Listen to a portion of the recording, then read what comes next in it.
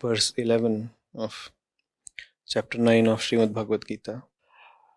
Unaware of my higher state as the great Lord of beings, fools disregard me dwelling in the human form. So the verse says that fools keep worshipping the Lord as a thing of their imagination, as a thing of images and pictures of deities and temples, of scriptures and myths. That's where they are content locating and situating the Lord. They'll say, oh, my Lord lives and exists in the temple. They'll be very happy going to the temple, offering their prayers.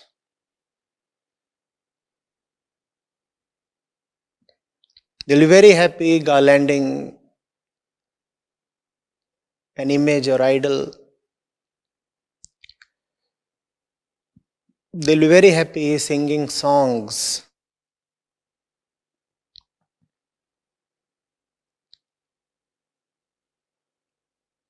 On a particular day, to an imaginary belief of theirs. They'll take great pleasure in narrating stories and fables about divinity, about gods, about their favorite avatar, etc. They'll do all these things. But they will totally disregard Krishna in the human form, even if he were to walk right in front of them. So that's what the verse says.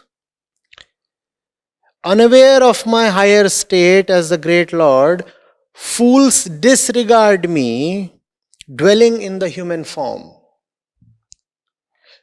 They see, or they claim that they see the Lord in the books, in stone, in rituals, in their prayers and homages, in their verses and in their offerings. They see the Lord at all these places, but they do not see the Lord in flesh and blood. Which is very strange.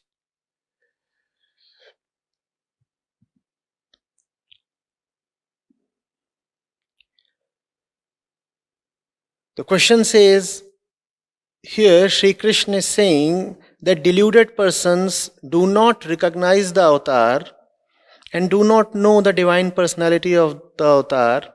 But how do we recognize an avatar? How do we differentiate between an avatar of divinity versus an ordinary human being? Is it even possible for the Supreme to take an avatar in the human form? Please explain. An avatar is not a specific person. You have to understand. Truth is absolute and supreme freedom. And the normal, mortal human being is a bundle of limitations. The limitations really have no incentive to go against themselves. The limitations, in a way, are cast in stone. The baby that emerges from the mother's womb is almost surely destined to spend all his life in physical and mental bondages.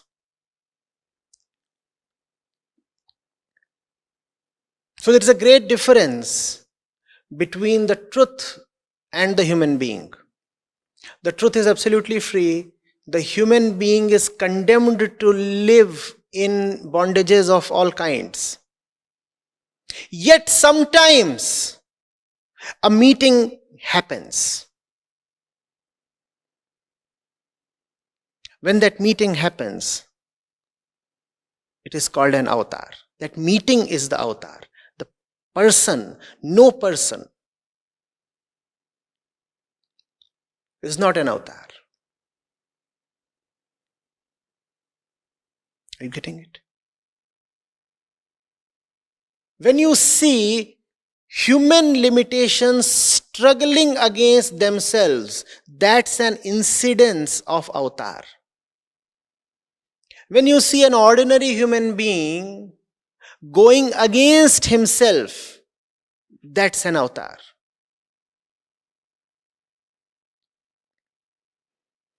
When you see man's consciousness eager to pay the highest price for its limitation, that's an avatar.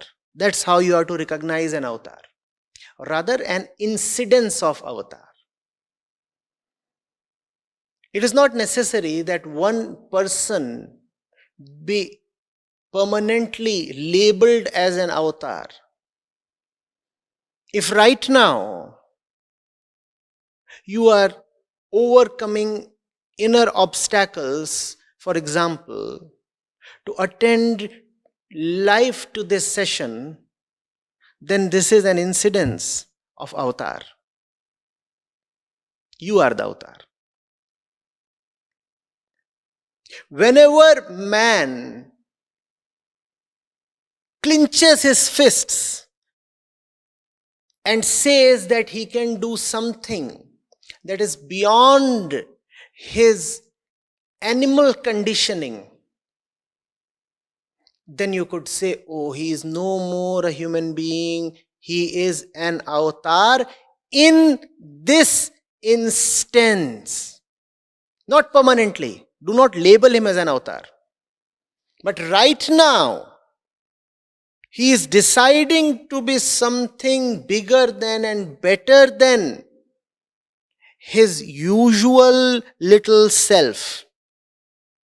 That's the meeting. The truth is freedom. Man is bondage. When bondage aspires to meet freedom, then you could say you are seeing an avatar. Are you getting it? So you are asking, how do you differentiate between an avatar and an ordinary human being? The ordinary human being himself carries the potential to be an avatar. And the course of your life and the fate of your life is in fact decided by the frequency with which you choose to be an avatar versus the frequency of your choices in favor of your conditioning. You can probably call Krishna an avatar because most of the times he was doing things that ordinary people would not choose to do. Mind the difference here. I'm not saying most of the times Krishna was doing things that were impossible for ordinary people to do. I'm saying he was doing things that ordinary people won't choose to do. And that's what an avatar does. He makes difficult choices. Krishna is an avatar probably because 80% of the times, 90% of the times, devotees would want to say, all the time, 100% of the time, he was making very, very difficult and counterintuitive choices. He was going against the normal run of our body and blood and hormones almost always. That's an avatar. Whenever you can choose truth rather than falseness, and falseness is very compelling, very inviting, you are an avatar. in that moment, only in that moment. The next moment is again a moment of choice. Oh, so bad. You haven't ever permanently obtained a certificate of avatarhood. You have to earn and re-earn it again and again. The next moment will again come up with a question. And if you answer that question rightly, you are an avatar again. Answer that question rightly, an avatar. Answer it wrongly, and you are just your usual normal self, and you will suffer. It's quite interesting. That which takes you to suffering is inviting and easy in appearance. And that which takes you to freedom and joy and relaxation will always appear demanding and forbidding. An avatar is one who decides to see beyond appearances, not who can. An avatar is one who decides to, who chooses to take that path which appears to be difficult. An avatar is one who will not make wrong choices, at least knowingly. That's the sad thing about most of us. Not that we are operating in complete unconsciousness. Most of the times, we do have some inkling, rather a fair idea of what is right and what is wrong, and yet we choose to side with the wrong. That's what is quite sad about us. An avatar is one who will not make wrong choices, at least knowingly. You can even make it mathematical. You could say, if 2 by 3 times you are making a choice in favor of truth and freedom, then you deserve to be called a hero, if not an avatar. If 2 out of 3 movements for you are heroic, then you can probably call yourself, inwardly obviously, as a hero. Right? It's the movements that count. Increase the frequency of the right choice. Increase the incidence of the right moments. Learn to fight against yourself. There's nothing more heroic than this. It is very childish to be fighting against 4 or 5 gangsters on the road. That any hormone-driven bull can do.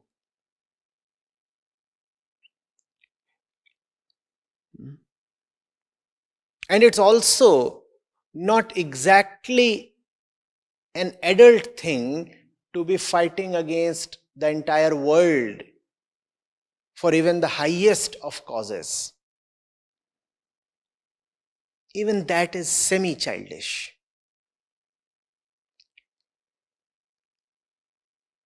The most heroic of all battles is the one you fight against yourself.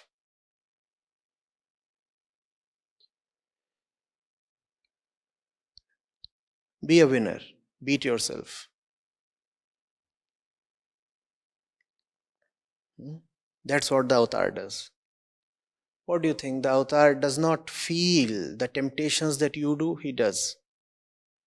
What do you think? The avatar does not feel all the pain and all the seductions and all the distractions and deceptions that you do? He too is susceptible. Mind you, he too is a mortal born in flesh and blood. he too was conceived in the normal way of biology. He too is physically every bit the same as you are. But he chooses something that you do not usually do.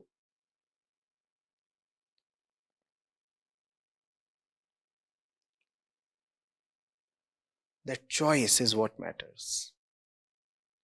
Choose rightly. Do not credit the avatar as being somebody who has descended from the skies. That's a very, very wrong way of looking at an avatar. What you're saying is, there is a sky, there is the earth. Oh, the avatar is quite privileged because he is anyway descending from the skies. He is the Son of God, you see.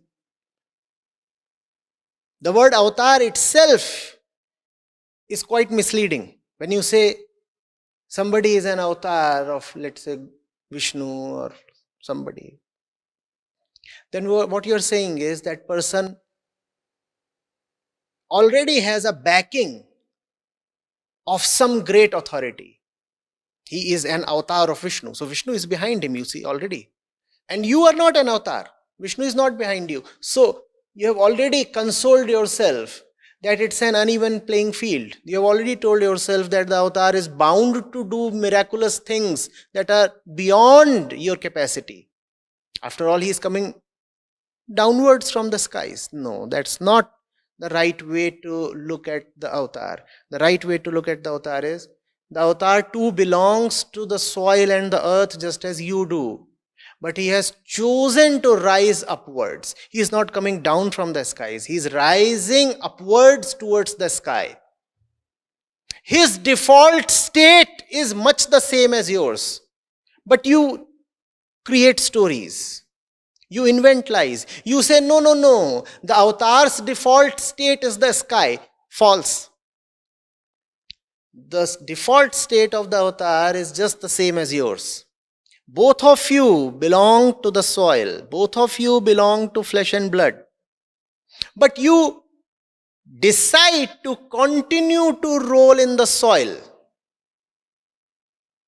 The avatar says, no, you see, I love the sky. Thank you, Mother Earth. You gave me birth. But I have wings and I'll fly. That's the avatar. You say, no, I'm born here and I'm okay. Knowing fully well that you're not okay. Had you really been okay, rolling in the mud, I wouldn't have disagreed with you. But you're not okay. You conspire against yourself. You knowingly do that. And that's a problem. That's what I called as a sad thing. We knowingly work against ourselves. The avatar has self-love. True self-love is love for truth. True self-love itself can be called as love for God. The avatar says, no, I want to rise and fly. Remember, the avatar is one of us. Therefore, if he does something extraordinary, it is not really extraordinary. It should have been possible to all of us. It's just that he decided to pay the price. He decided to exert himself. He decided to take the right path. You too can do that. Once you start doing that, then it will not be difficult for you to identify the avatarness in some other person. Are you getting it? Right now you're asking, sir, how do I differentiate between an avatar and a normal human being? Once you yourself start making avatar-like choices, then it will be very easy for you. You'll be able to identify the other person who is making choices of a similar quality. And you will know that person right now is the avatar. And if he is the avatar, he is the one who represents godliness. There is no better way to worship God than to side with those who stand for godliness. Otherwise, it's quite stupid, you see. You go and garland a stone statue and you totally disregard a person who is fighting a godly battle in your plane, in front of your eyes, within your approach. It's stupid. Identify where you see the right struggle, the right battle. Identify where you see the right tension. Shreemad Bhagavad Gita is a scripture totally imbued in tension.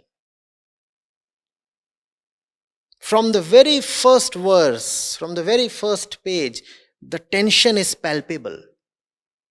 And that's the mark of avatarhood or avatarness. You will find a great tension there. Because the earth has gravitation, you see. The earth wants to keep you to itself. It's not the fault of the earth. It's the fault of your weight. You are carrying so much body that you want to stay with the earth.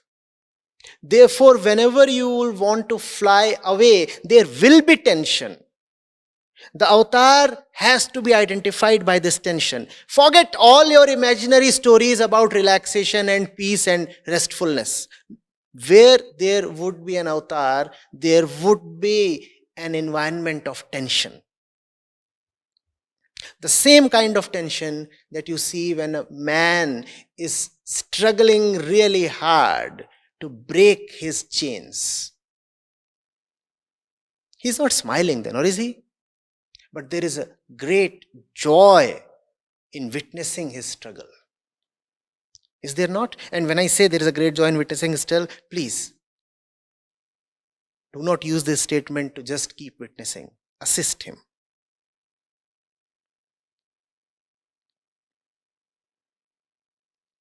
Are you getting it? It's never easy being an avatar. It's the easiest thing being an avatar. You have to figure out where you are.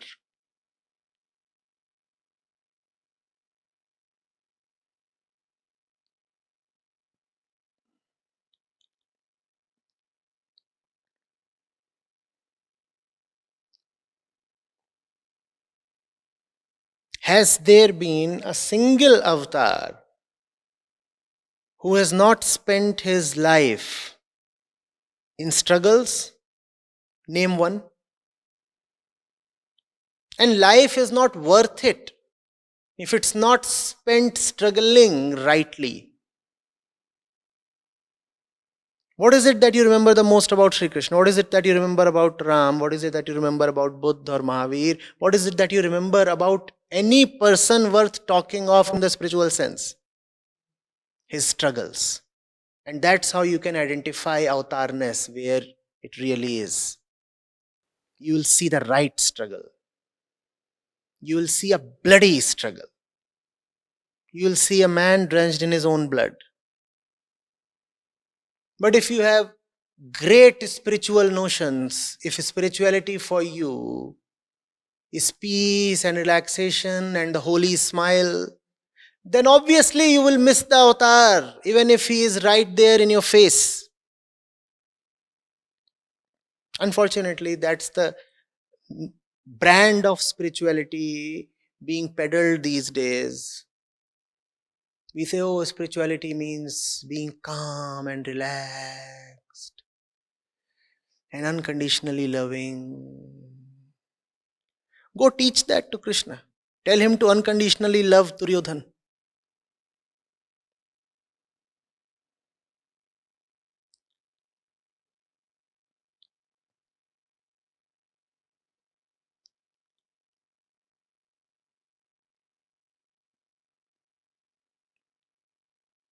When you have love for the sky, then you cannot really talk of the sky and the sewer in the same breath. It would be the deepest disrespect to the sky, or would it not be?